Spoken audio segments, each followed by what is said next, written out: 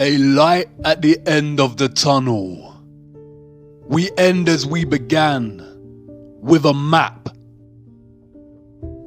You've been so busy focusing on Antarctica and all the lies of the satanic cabal that you forgot to examine the location that brought you here in the first place. The North Pole at the center of Gleason's map and the flat plain we call Earth. Gerardus Mercator was a Flemish geographer and cartographer and is responsible for the Mercator projection for navigation, in which north is up and south is down. It is pretty much the same map we refer to today as the standard map of Earth. A year after his death in 1595, Mercator's family compiled his life's work into an atlas, which contained his earlier works. Here is one of his atlases produced in 1569. The map's polar extremities of north and south are represented by huge bodies of land. In panel 13, a more detailed look of the North Pole or the Arctic is provided. It shows a quasi-circular body of land at the North Pole, separated into 4 quadrant continents, with what appears to be an island in the middle.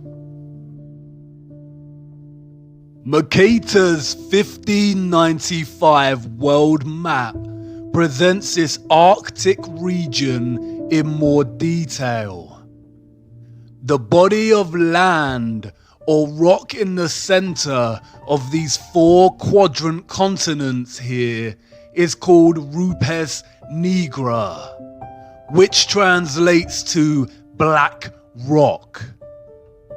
The official historians of the world tell us that Mercator's vision and influence came from the text Inventio Fortunata, a conveniently lost book containing a description of the North Pole as a mountain surrounded by a giant whirlpool and 4 continents, with 4 directional rivers.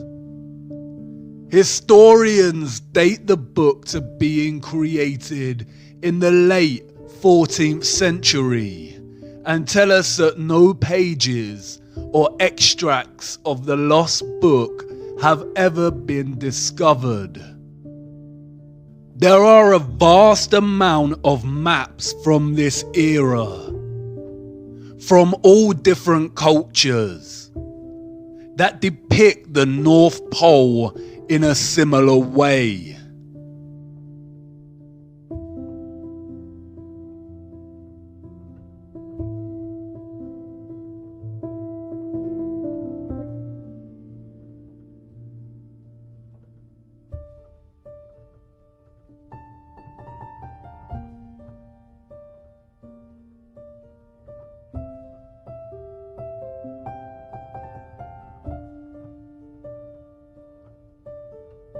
It is not until the 17th century that reference to the North Pole's mountain, 4 continents, and 4 directional rivers starts to disappear from cartography, like a Photoshop erasure job. This coincides and aligns with the rise of Galileo, the father of heliocentrism. They tell us there is no land at the North Pole, just a large ice sheet. Google Earth, however, refuses to even give us the ice sheets. They love to show us their thwarted version of Antarctica, but when venturing north, all that remains is Greenland. Look at Greenland here. Edges of real land before a huge mass of white engulfs the entire country. This does not look real. They claim that Google Earth works by superimposing satellite images, aerial photography, and GIS data onto a 3D globe. That's great. So where are the perpetual ice sheets at the Arctic Sea? A closer look at the North Pole here is very telling. Zooming into this little island, something interesting appears. A glitch in the matrix. A line that runs from this island to the center of the Arctic Sea. Deliberate mocking on their part, or just amateur NASA-style Photoshop skills. Either way, it indicates that the vast nothingness of blue ocean here is indeed a photoshopped lie, and exists primarily to hide whatever is really here. Perhaps Mercator and the early cartographers just got it wrong. Mercator was no joke in his day. His maps were not merely fantastical creations of the world as he dreamed up and saw fit. He was known for his meticulous accuracy, and, as stated earlier, he later developed the Mercator projection, which is still used today for navigation. The Invencio Fortunata is lost and has never been found in its entirety or extract. But an old letter from Mercator to John Dee, the advisor to Queen Elizabeth I, provides insight. John Dee wrote to Mercator to inquire about the North Pole. In his reply, Mercator paraphrased the Invencio Fortunata and provided a description of the region. In the midst of the four countries is a whirlpool, into which there empty these four indrawing seas, which divide the north, and the water rushes round and descends into the earth just as if one were pouring it through a filter funnel. It is 4 degrees wide on every side of the pole.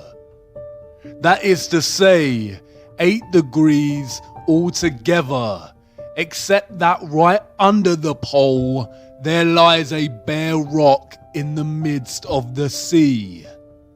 Its circumference is almost 33 French miles, and it is all of magnetic stone, and is as high as the clouds. It is black and glistening. In Johann Ruysch's 1508 map, the North Pole is represented in a similar manner, and the map's legend states, "It is written in the Book of the Fortunata, under the Arctic Pole there is a high magnetic rock, 33 German miles in circumference. A surging sea surrounds this rock as if the water were discharged downward from a vase through an opening to 4 mouths below. Around are islands, of which 2 are inhabited. Here the ship's compass loses its property, and no vessel with iron on board is able to get away. A magnetic rock or mountain at the center, at the North Pole, with the northern star Polaris fixed right above, unchanging, while the rest of the stars and constellations in the firmament revolve around it. Could the source of all magnetism and electromagnetism on Earth emanate from this magnetic mountain? It is an undisputable fact that compasses point north.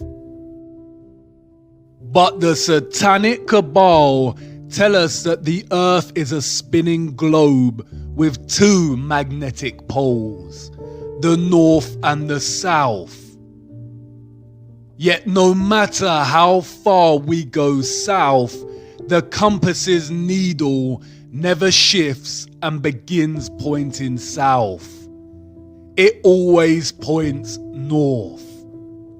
Is the north's magnetic pole just stronger than the south's and able to overpower it no matter how south you go? Or is somebody lying? And what about this whirlpool? The vortex at the center? Do the oceans really collect through 4 rivers and descend into the earth itself like a funnel or a vase? Would that even be possible? Do you remember what happened to water in the bowl with the magnet? Water is diamagnetic. It would certainly resist a large magnetic mountain. Is the North Pole really Earth's very own rabbit hole? And again, if this were true, why lie? It's entirely possible to let people know about this mountain and whirlpool and make it compatible with their satanic heliocentric model. The rabbit hole goes a lot deeper than you realize. It's hard to imagine a bigger secret than flat Earth itself, the firmament, the giant trees and quarried land. But there is one. It could very well perhaps be the most satanic lie of them all. Just perhaps. As always, the clues are hiding in plain sight. In the symbolism, in the mythology, the language, the metaphors, the movies, waiting patiently to be discovered. If we were to take them at their word and believe that Mercator and other renowned cartographers of the time were just influenced by a now missing book, the journey would end here. But by now, we know better than that. History is a corruption. The truth has been shattered, fragmented, mythologized, and scattered. All cultures throughout time have spoken of an ancient and sacred land. The ancient Greeks called this place Hyperborea, a land of perpetual sun. They said the people of Hyperborea were giants that lived for 1,000 years and enjoyed a life of happiness. Look at that word. Hyper is a prefix meaning beyond, and Boreas was the god of the north wind. Hyperborea, beyond the north wind. It is reminiscent of another word, the aurora borealis, the northern lights. The Hindu and Buddhist traditions speak of this legendary land as Shambhala. In Buddhist mythology, Mount Meru has its roots in hell and its summit in heaven, and is the bridge between Earth's realms. Scholars have pondered the location of Shambhala, writing that the literature frequently asserts that the world axis is associated with the center of Shambhala, and therefore it cannot possibly coincide with the Earth's spin axis unless Shambhala lies at the North Pole. Numerous sources support the tradition that Shambhala once lay near the North Pole. The Scythians, a branch of the Vedic peoples who roamed the Central Asian steppe, told of a wonderful place, similar to Shambhala, that lay far to the north. In most Asian cosmology, Mount Meru stands at the center. Look at the cosmological geometry here. Mount Meru at the center with 4 surrounding continent lands. In the fountain source of occultism, Paraka writes, this spot is the summit of what in the Hindu Puranas is called Shveta Dvipa, Mount Meru or Sumeru. It is the North Pole of the Earth. It is the mystical North Pole. The Japanese spoke of the island of the congealed drop, which was placed at the North Pole. The Vedics called this land Paradisha. Rene Guénon in The King of the World writes, according to the Vedas text and the Persian Avesta, Paradisha was literally located in the sense of the word at the pole.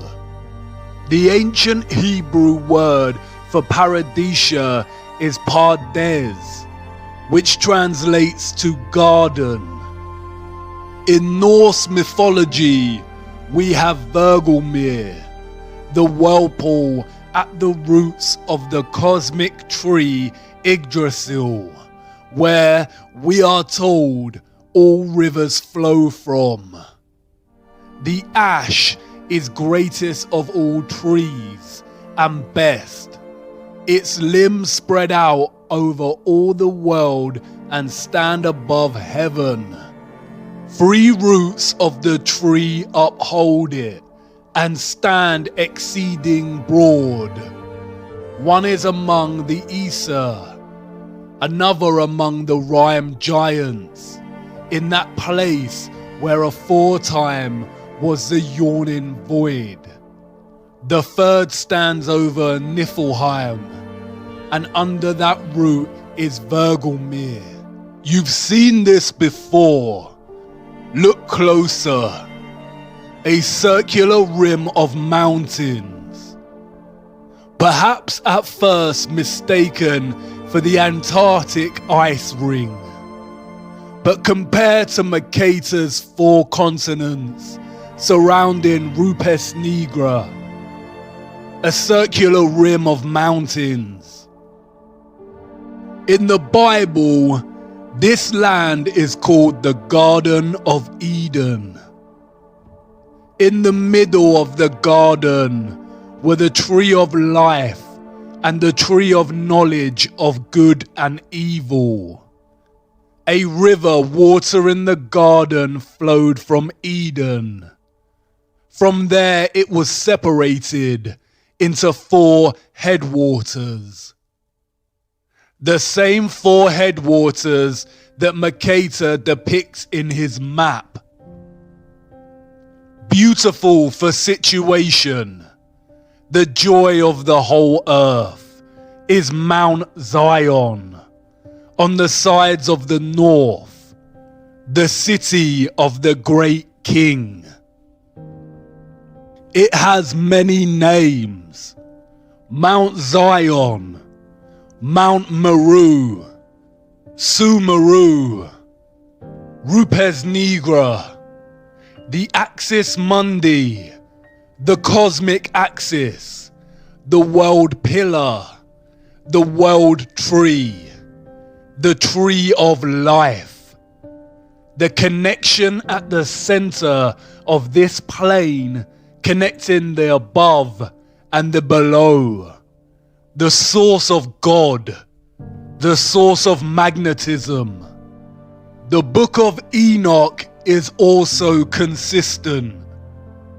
And from there, I went to the middle of the earth and saw a blessed, well-watered place, which had branches which remained alive and sprouted from a tree which had been cut down.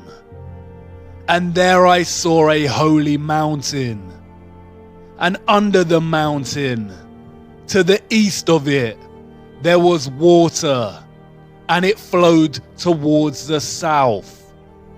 All cultures have their own versions of this central axis, Mount Meru, or what the Bible refers to as the tree of life.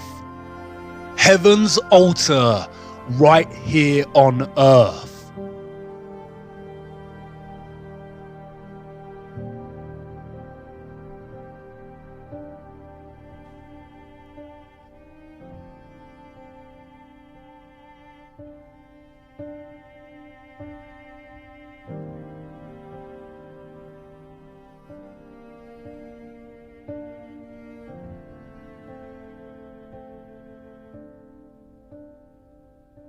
William D. Warren in Paradise Found states, "Is anywhere in the temple of nature there was to be an altar, it could only be here."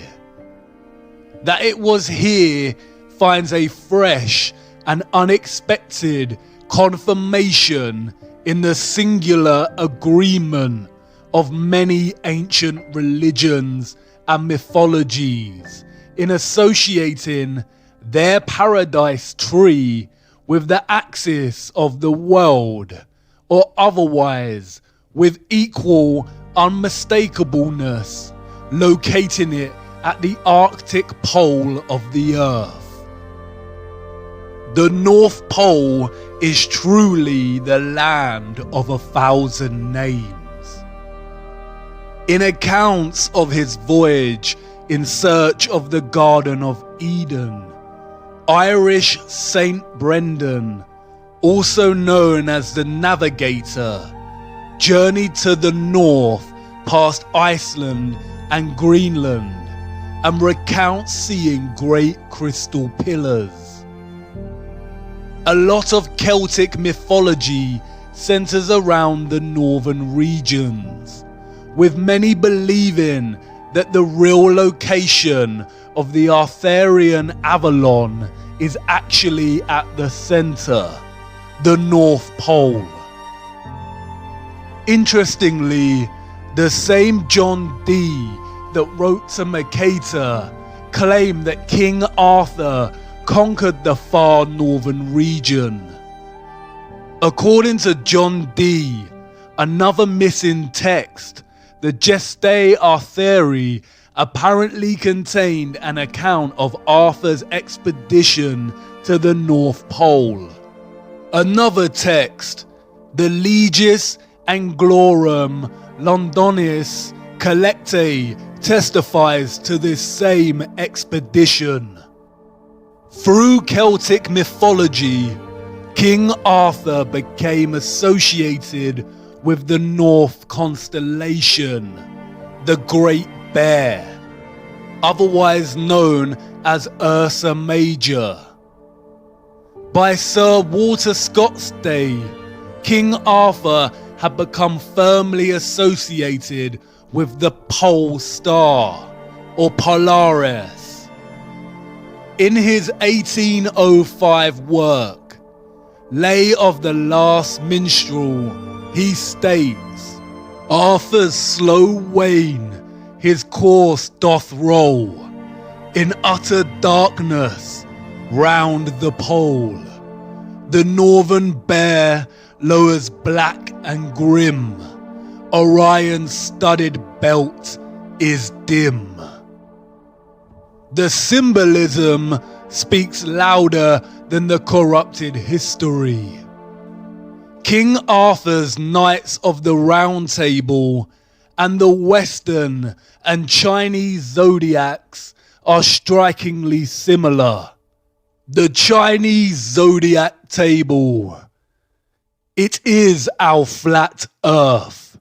The constellations of the dome or firmament circling the magnetic center, as do the yin-yang of the sun and the moon. King Arthur and the 12 knights at the round table. 12 zodiac signs, 12 knights, with King Arthur's seat at the top, like Polaris. Look at the rose in the center. It is very similar to Mercator's representation of the North Pole. The 4 continents look like petals, and the magnetic mountain in the center looks like the plant's stigma. Is the North Pole the true Holy Grail?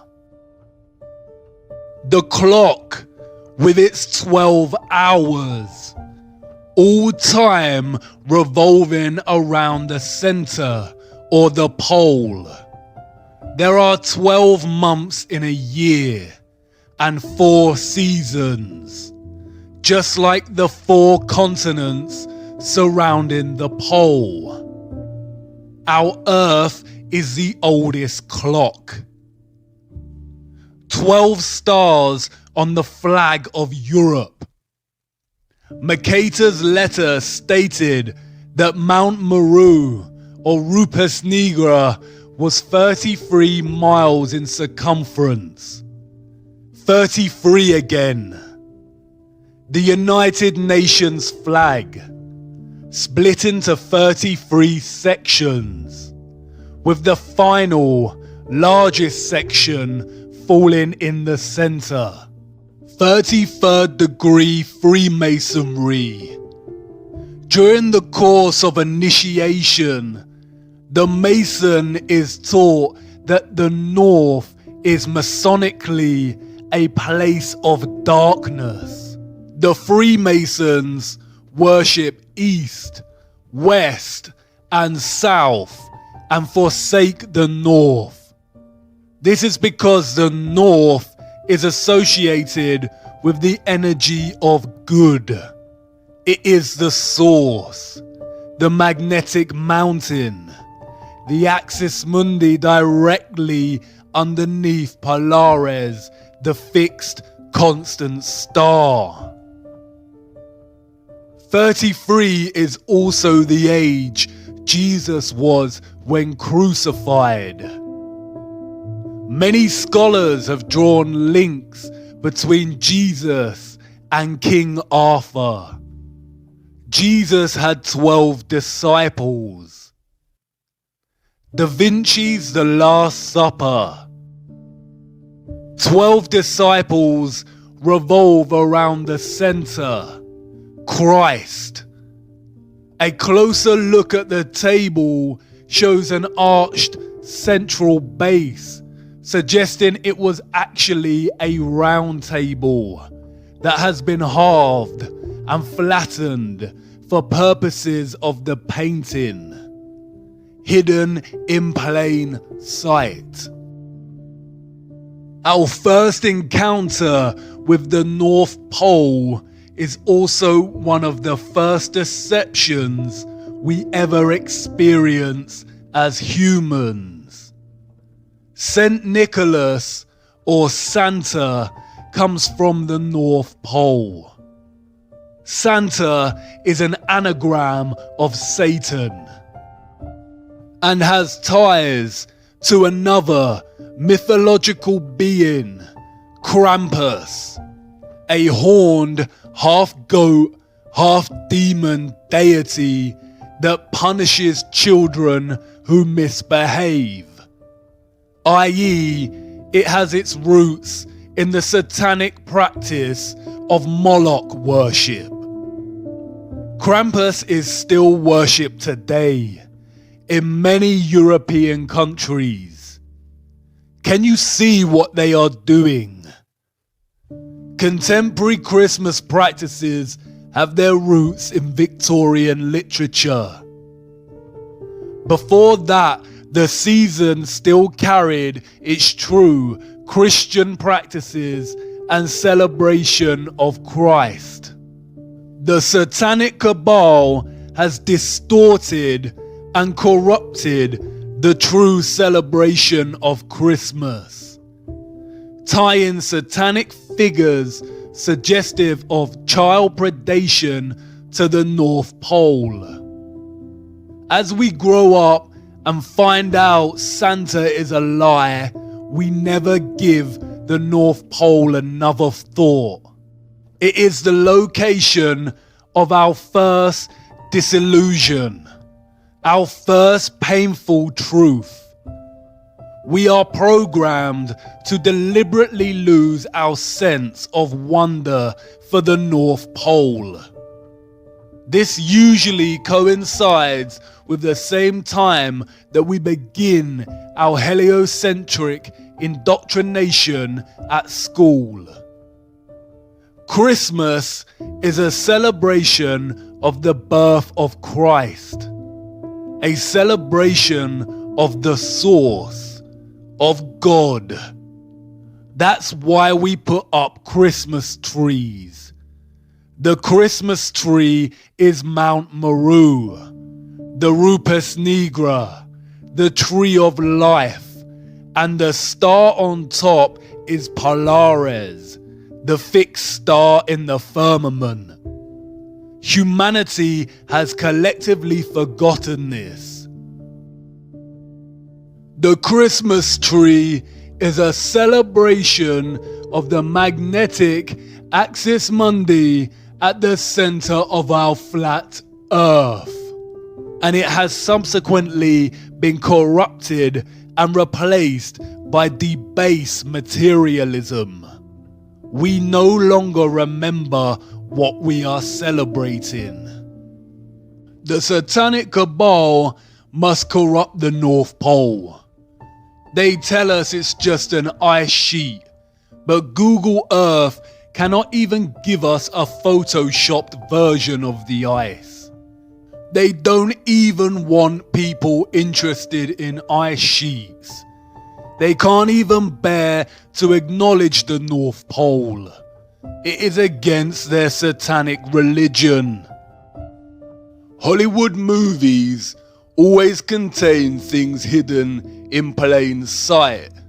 But there are a select few of these movies that are highly satanic and Masonic. The Truman Show is a metaphor for our programmed deception living under the dome. Rosemary's Baby, Monsters Inc., and Eyes Wide Shut all depict the elite cult of Satanism and the practices of Moloch, child sacrifice, and adrenochrome harvesting.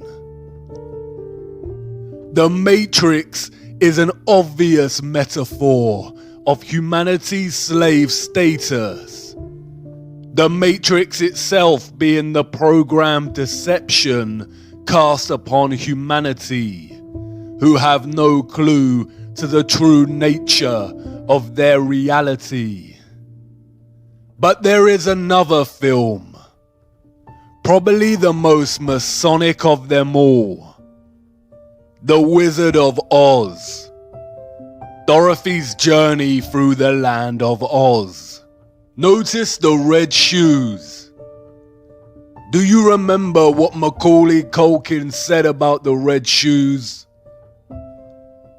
Dorothy and her unlikely band of friends must follow the yellow brick road to the Emerald City to ask the wizard if she can be sent home.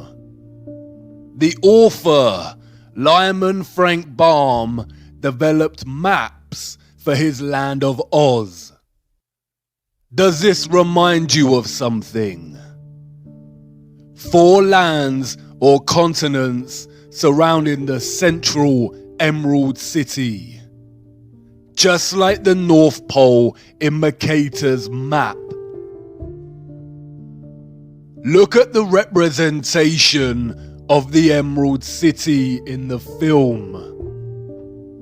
Look at the domed halo surrounding the city. Much like the halo we see with representations of Christ. But does it remind you of something? Look closer. Columns. Basalt columns.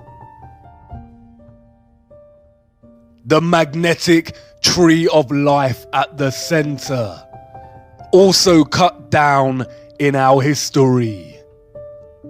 The Emerald City. What else emits an emerald green glow? The Aurora Borealis. The Northern Lights. Look at the yellow brick road in the film. A swirl to the center. A whirlpool of sorts. Somewhere over the rainbow. The rainbow again. The Bifrost Bridge from Norse mythology. A path between heaven and earth. Between Midgard and Asgard. Bifrost means the swaying road to heaven.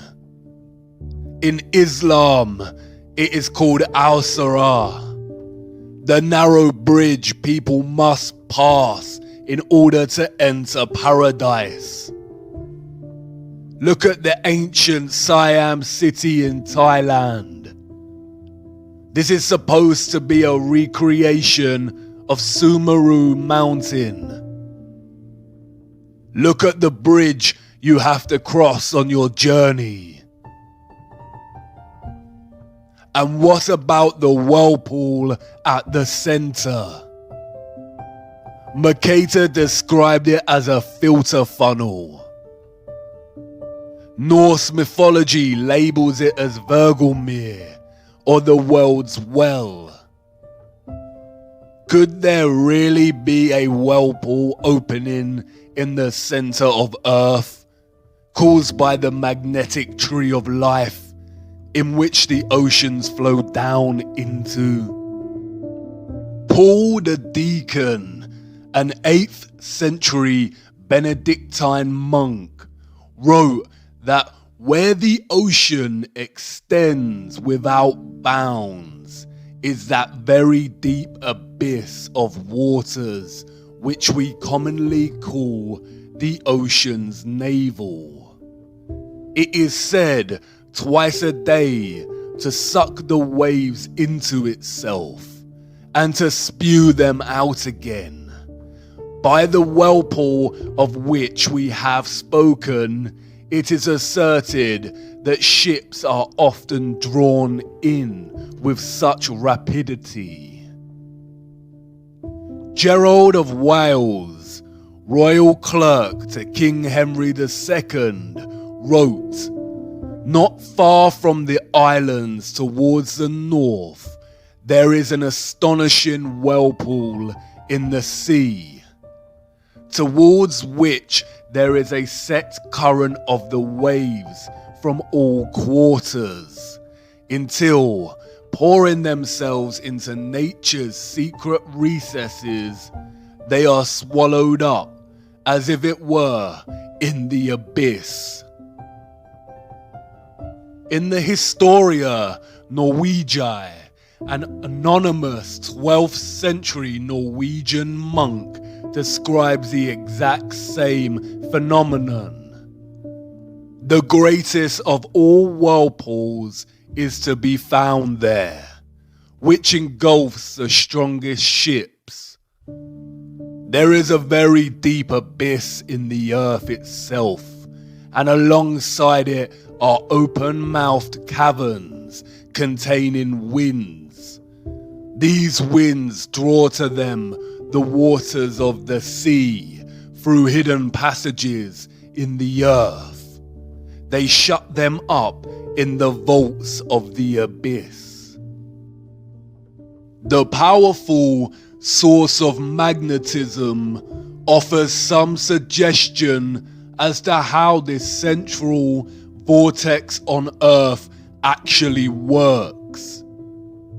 Not only is water diamagnetic and will resist gaining proximity to a magnetic mountain, creating an opening, but also a powerful magnetic source and a powerful central axis mundi would generate a strong electromagnetic field or electromagnetic stream.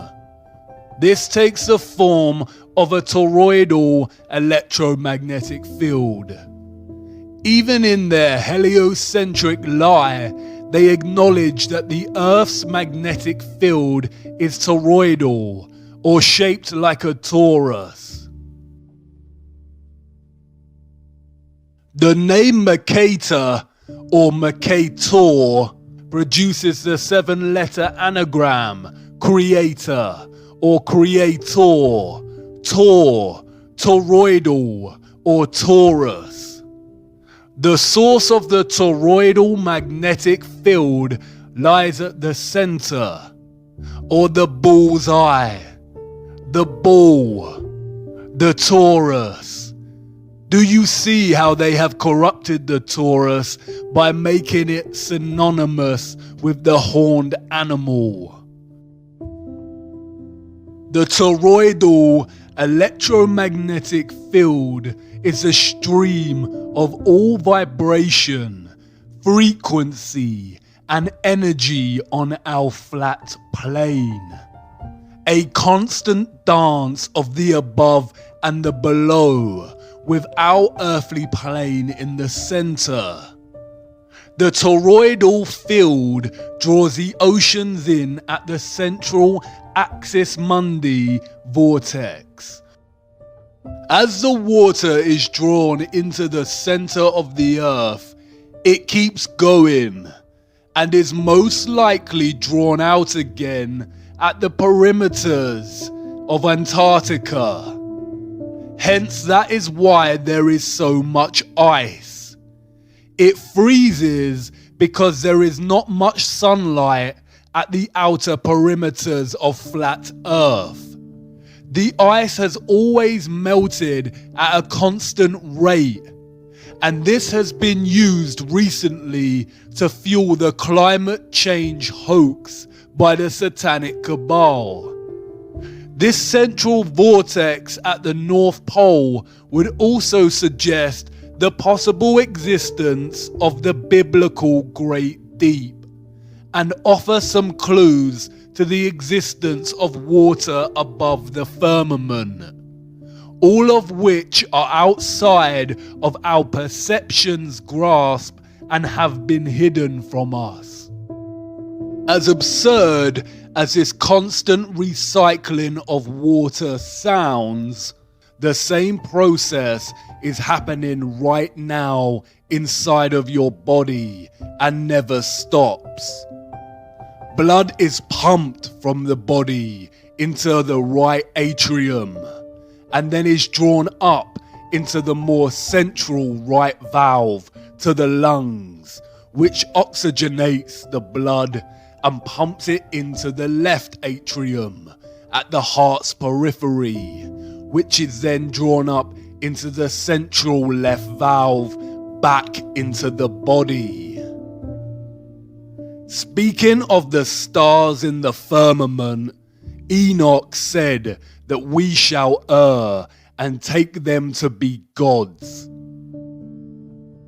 All planets in the fake solar system are named after false gods, such as Mars, Saturn, and Mercury. All of them apart from Earth.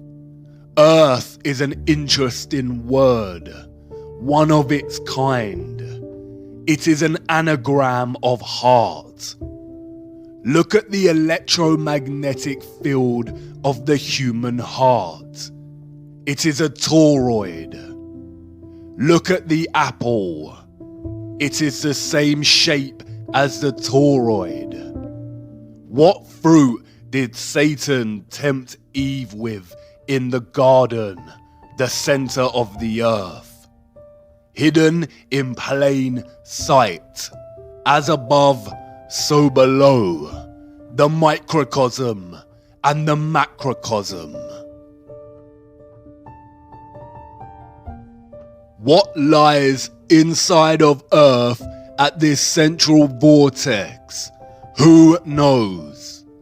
But it could explain the phenomena of the auroras at the poles. Perhaps the mysterious green light is atmospheric light coming from inner Earth, or the light emitted at the junction between realms. The word aurora borealis is very similar to the word Ouroboros, the serpent eating its own tail. A satanic symbol we see used over and over again.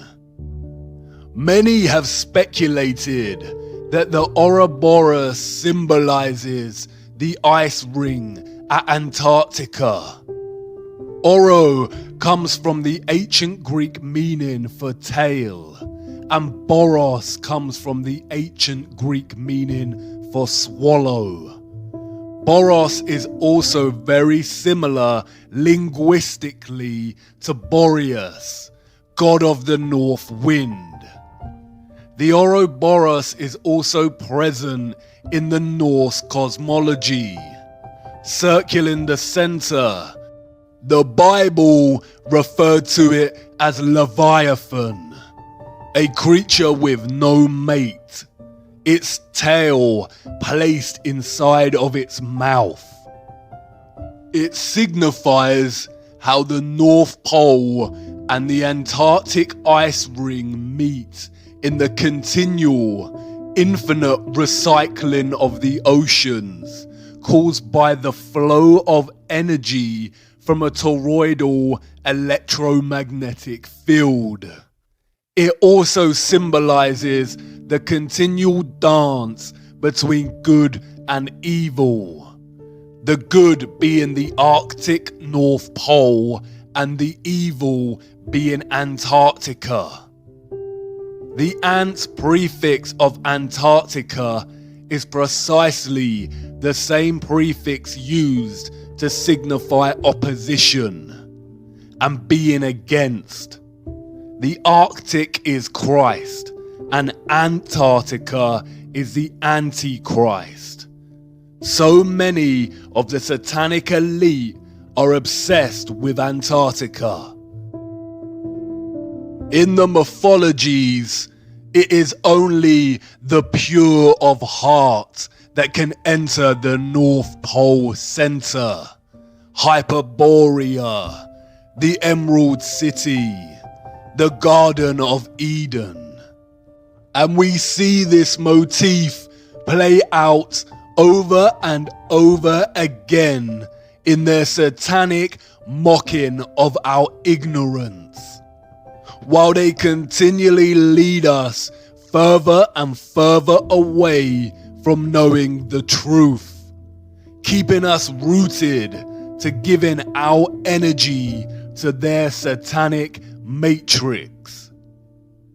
The recent BFG movie shows the characters jumping into another realm at a center with a giant tree.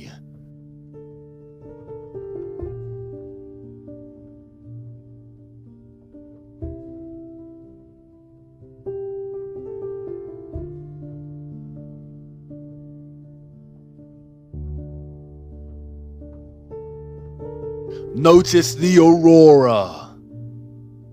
Stephen King's The Dark Tower series places the magnetic Mount Meru, the Rupes Nigra, in the center. Notice the familiar map and the Arthur Rose. Look at a clip from the film. It's a map. My father showed me a map like this once. Inside the circle is your world and my world. Many others. No one knows how many. The Dark Tower stands at the center of all things. And it stood there from the beginning of time. And it sends out powerful energy. Interestingly, Stephen King also wrote another novel about life under the dome. Philip Pullman wrote a children's novel called The Northern Lights, in which the protagonist enters another realm through the aurora. Jules Verne's Journey to the Center of the Earth sees its protagonists enter inner Earth in the north, just beyond Iceland. We have the Wandering Mountain in the never-ending story. Notice the rainbow. Even the production company Paramount references this in its logo. Notice the dome stars above the Paramount, the Mount Meru, Mount Zion. We see reference to Flat Earth and the Tree of Life, Mount Meru, hidden in plain sight everywhere. George Bush International Airport, the Flat Earth map on the ground with a huge Tree of Life in the center, reaching up to the dome above. Darling Gardens in Sydney, Australia, the Flat Earth map again, with the Antarctic ice ring and the magnetic mountain in the center. Even the Central United Nations meeting room displays this imagery. Notice the starred dome above and the grand gold pillar in the center. What about flights? Wouldn't pilots have noticed if there were a huge vortex at the center of the Earth? Well, perhaps, if they actually flew over the region. Flights are restricted, we are told, because it is too cold to fly over the Arctic and Antarctic regions. They tell us they have the technology to send people out into cold space, but not to cross the polar zones. In fact, a closer look at flight paths more generally exposes their heliocentric lie. On a globe Earth, South Africa to Australia should be a straight path over the Indian Ocean. They could even refuel at Madagascar if necessary. But no such flight exists. They all stop off at Dubai, Hong Kong, or Malaysia. A huge detour that makes no sense on a globe, but makes complete sense when looking at a flat Earth map. It's the direct flight path on flat Earth. We are running out of time. It is important to acknowledge the remaining and resistant beauty of our world, despite the vast amount of barbaric quarrying. It is undeniable that our flat Earth quarry retains aspects of beauty, sometimes so powerful it is described by humans as breathtaking. Although we are a species born out of the barbaric behavior of those who destroyed the Earth, Carbon-12 is not the entirety of our biological design. Like the land, we retain elements of the good, which can be traced back to divine creation, or what is called God. Whether you view God as a being, vibration and magnetism itself, or something else does not matter. God is the source, the intelligence that designs and creates. Hexagonal efficiency is just one geometric design found in living organic matter. There is a sequence and ratio underpinning all geometric shapes, life, and matter itself. These are the Fibonacci sequence and the golden ratio. The Fibonacci sequence, the mathematical sequence of adding the last two numbers that came before, starting with 1. As the sequence continues, a constant ratio of 1 to 1.6 appears. This is called the golden ratio and continues indefinitely. To imagine what a 1 to 1.6 ratio looks like, compare it to a 1 to 1 ratio. Any rectangle with any two of the numbers of this Fibonacci sequence forms what is known as the golden rectangle, a perfect rectangle. This rectangle can be broken down into squares, the size of the next Fibonacci numbers. Similarly, if you construct the rectangle with the 1 to 1.6 ratio and begin to make incremental golden ratio points within that, you end up with the same results as the Fibonacci sequence. If you divide each with an arc, then the pattern begins to take shape. We see Fibonacci's spiral, the spiral in and of itself. A spiral, spiraling out at the sequential ratio of 1 to 1.6. Fibonacci's spiral is literally found everywhere in the natural world, on both a microcosmic level and a macrocosmic level.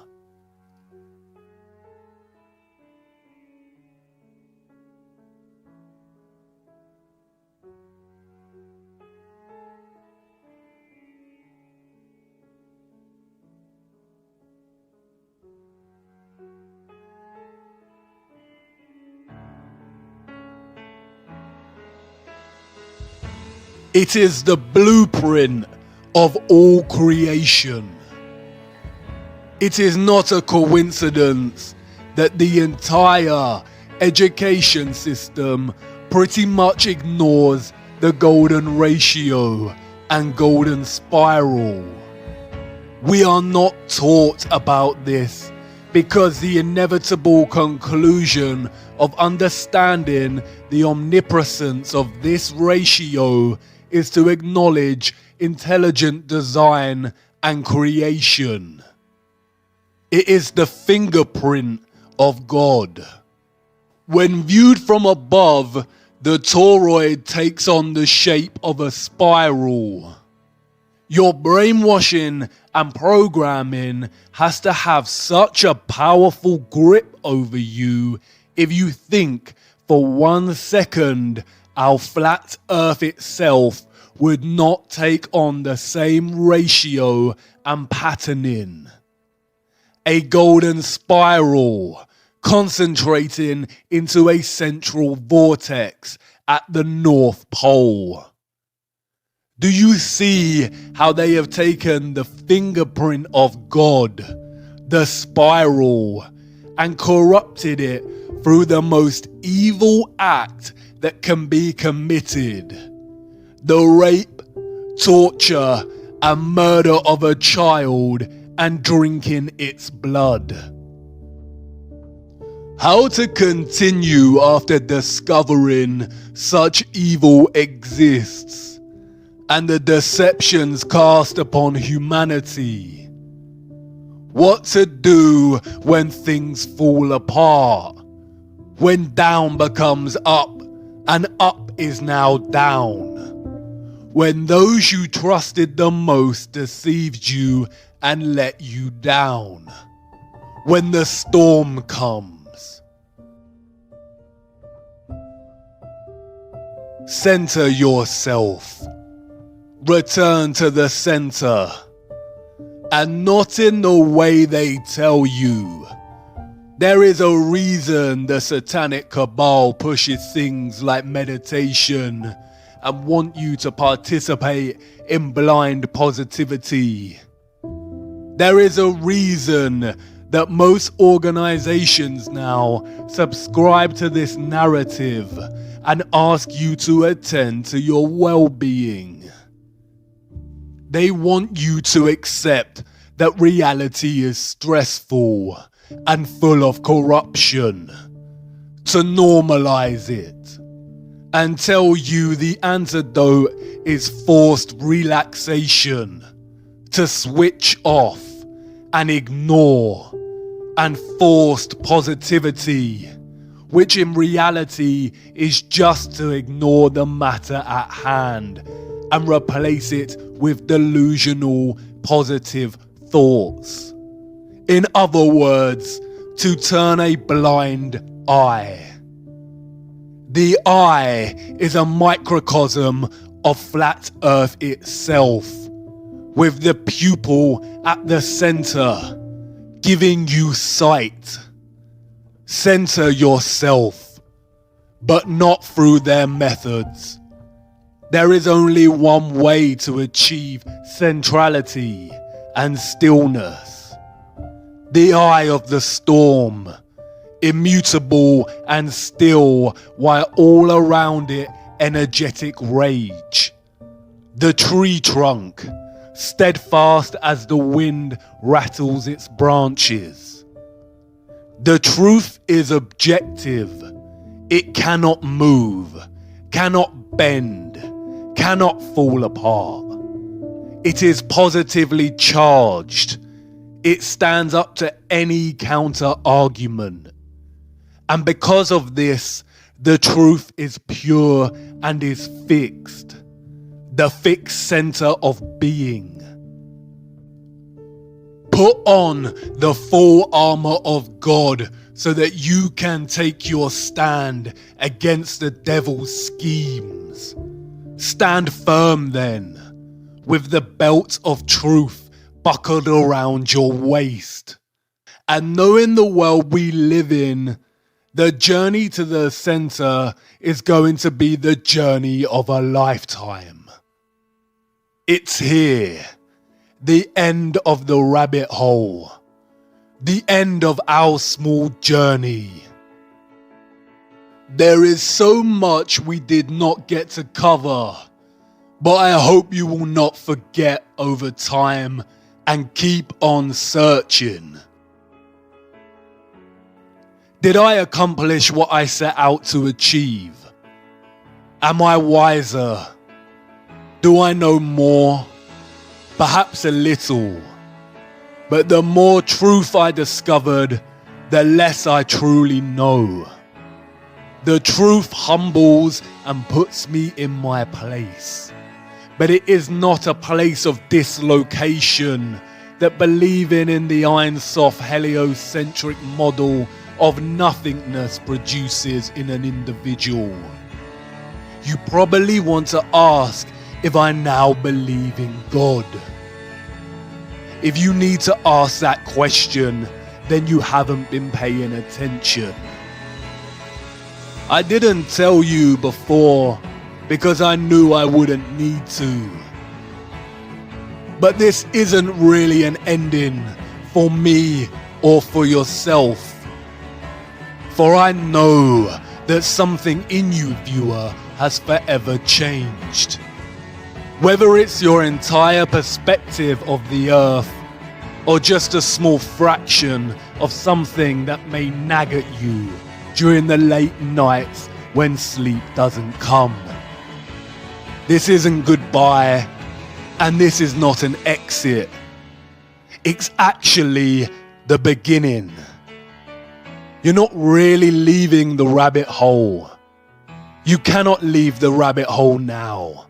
You've seen too much. The road doesn't end here. It's just a brief pause at the crossroads of another entrance to another rabbit hole. The journey of a lifetime. And who knows where it will lead you, viewer. But let's hope it's closer to the center.